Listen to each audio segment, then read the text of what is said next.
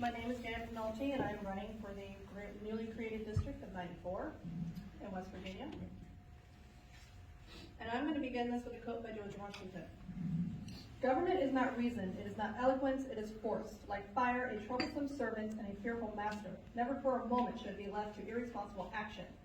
And one thing I've noticed in the last 2 years, we have allowed irresponsible action to rule and dictate us, not necessarily within the state, but as a country. And most of the problems we have in the country started locally. And this is what I've noticed as far as irresponsible action. We have allowed tyranny, separate tyrannies, to rule us and dictate us. We have allowed tyranny of the mob, tyranny of bureaucracy, tyranny of career politicians and activist groups, tyranny of ignorance, especially willful ignorance, tyranny of lies, tyranny of complacency or apathy, tyranny of immorality, tyranny of fear, tyranny of self-righteousness, and the tyranny of constant war to rule this country. But a lot of it started here, locally.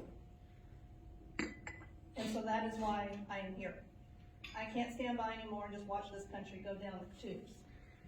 And I also know fixing many of the nation's problems always starts locally, with individual people, average people standing up to do the right thing. I wanted someone else to do it. And then I realized sometimes that person's looking you in the mirror. And so I am hoping by being here, I can set an example for other average people who love their country and their state to do the same thing. And maybe, just maybe, we will earn the privilege of calling ourselves Americans and West Virginians again. I stand with individual liberty. I stand with the Constitution. I stand with America. And I'm hoping West Virginia can set the example for the rest of the country. This primary, you all have a choice to make. We always have a choice. Choose wisely.